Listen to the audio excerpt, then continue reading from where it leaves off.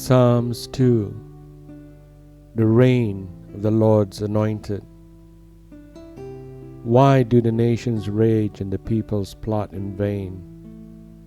The kings of the earth set themselves, and the rulers take counsel together against the Lord and against his anointed, saying, Let us burst their bonds apart and cast away their cords from us.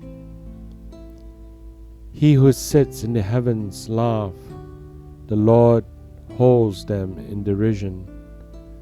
Then he will speak to them in his wrath and terrify them in his fury, saying, As for me, I have set my king of Zion, my holy hill. I will tell of the decree. The Lord said to me, You are my son. Today I have begotten you. Ask of me, and I will make the nations your heritage, and the ends of the earth your possession. You shall break them with a rod of iron, and dash them in pieces like a potter's vessel. And therefore, O kings, be wise, be warned, O rulers of the earth. Serve the Lord with fear, and rejoice with trembling. Kiss the Son, lest he be angry, and you perish in the way, for his wrath is quickly kindled. Blessed are all who take refuge in him. This is the word of the Lord.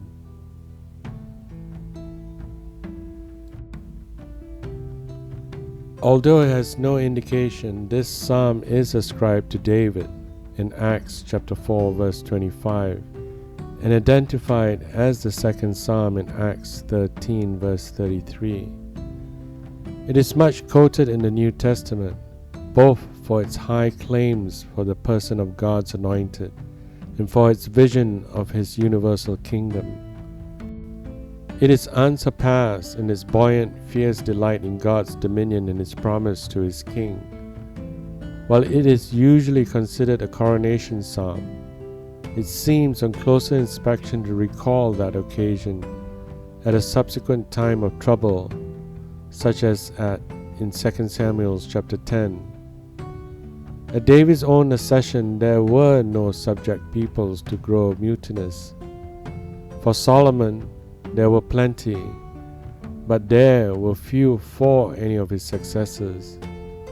A greater, however, than David or Solomon was needed to justify the full fury of these threats and the glory of these promises.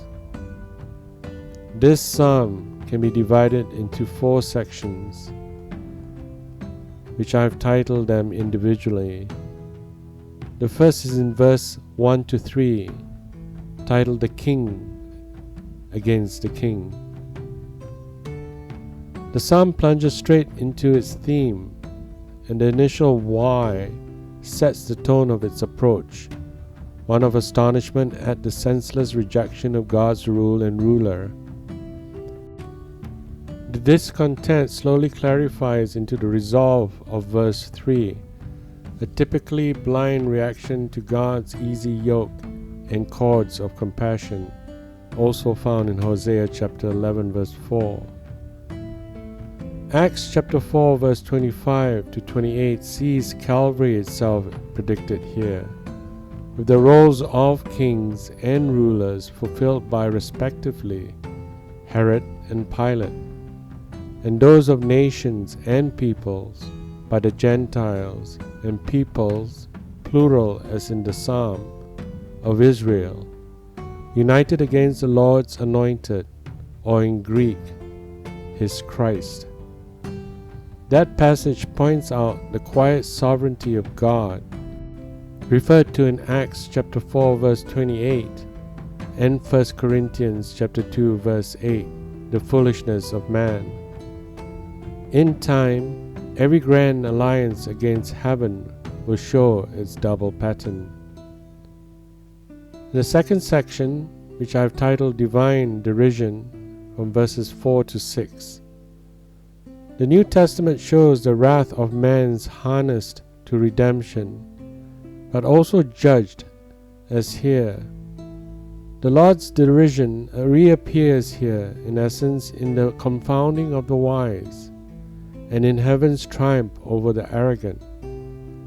But it comes very plain that only laughing matter is the arrogance itself, not the suffering it will cause before it ends. In verse 6, this with verse 7 is the centerpiece.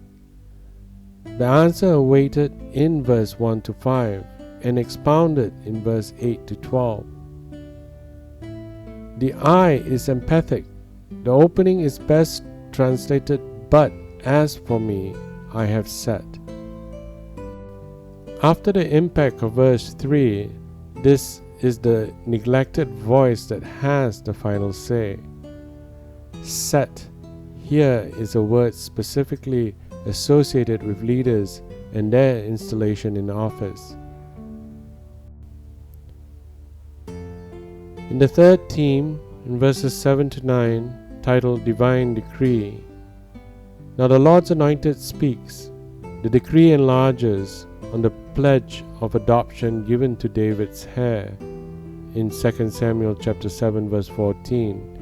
I will be his father, and he shall be my son. The words here may have been spoken as an oracle by a prophet or read out by the king.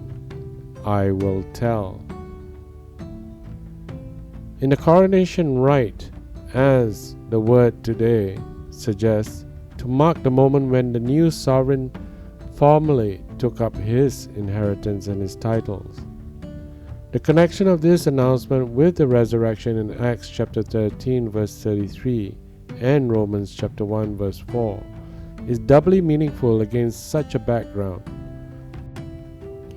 For any earthly king, this form of address could bear only the lightest interpretation, but the New Testament holds us to its full value, which excludes the very angels, to leave only one candidate in possession. At Christ's baptism and transfiguration, the Father proclaimed him both Son and servant in words drawn from this verse and from Isaiah chapter 42 verse 1. In verse 8, our Lord post-resurrection charges to the apostle emphasizes the nations and the ends of the earth, pointedly taking up this promise to the newly authenticated King. It has continued to launch missionary ventures whenever its force has come home to the church, who share in its confirmed by the New Testament's use of the next verse. In verse 9, 3 times the book of Revelation quotes these words, once concerning the victorious Christians in Revelation chapter 2 verse 27, and twice concerning his Lord in Revelation chapter 12 verse 5 and Revelation 19 verse 15. But it follows the Septuagint interpretation of the Hebrew consonants, reading the first verb as rule, literally meaning shepherd, rather than break. This gives a wide range to the promise, envisaging an iron discipline in the first place, and in the second, a final overthrow of the incorrigible. The Christians' present share in subjugating the nations to Christ is finally expressed in 2 Corinthians chapter 10 verse 3. The rod had the functions of a shepherd's crook in its sorting out of the flock, and of a weapon against marauders. So it became a symbol of government, translating scepter in Genesis chapter 49 verse 10, and seems more suited to this constructive role in a kingly context than to the destruction envisaged in the second line. In the next theme, in verses 10 to 12, which is titled The Kings Are Summoned. In view of the foregoing, the mutinous nations of the prologue are offered their only hope, which is submission. However, it is an invitation rather than an ultimatum. Grace breaks through completely in the closing line. In verse 10, be wise and be warned. our favorite words of the wisdom writings. Their presence in this most royal of psalms should remind us not to take these literally categories too rigid, since the way of the Lord are right. The Bible never drives a wedge between authority and truth, or between wisdom and obedience. In verses 11 and 12, we see the 4 Hebrew words that span the verse division have been a problem to translators from many years, but the general sense is plain that this is a call to submit to Yahweh and His anointed with the kiss of homage. Rejoice with trembling conjures up a startling yet quite appropriate mixture of emotions in face of serving a great king.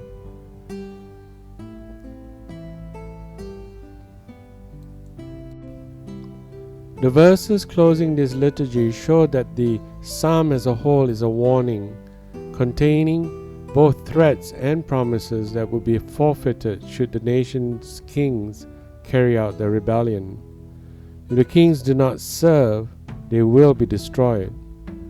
To survive and to obtain God's blessings, these kings must change their social status to that of refugees under His anointed Messiah. This is a stumbling block for all human beings, including you and I, to surrender position and power voluntarily. There is no avoiding the fact that the Psalms 2 threatens the use of force, which may not be a popular notion today. But we must be clear that Yahweh uses force only when provoked in the face of defiance. And we must be clear that what it is at stake, not merely the status of one ethnic nation, but the role of the one enthroned in heaven, expressed through His appointed earthly agent. Now, with the advantage of retrospect and the knowledge that Jesus will have 2 advents, we can understand how Psalms 2 befits Him. The Gospel's use of Psalms 2 is limited to verse 7. Verses 1 and 2 and 8 and 9, however, are frequently cited in Revelations. Here we will appear not simply as God's Son, but also as God's warrior king. Thank you, and God bless.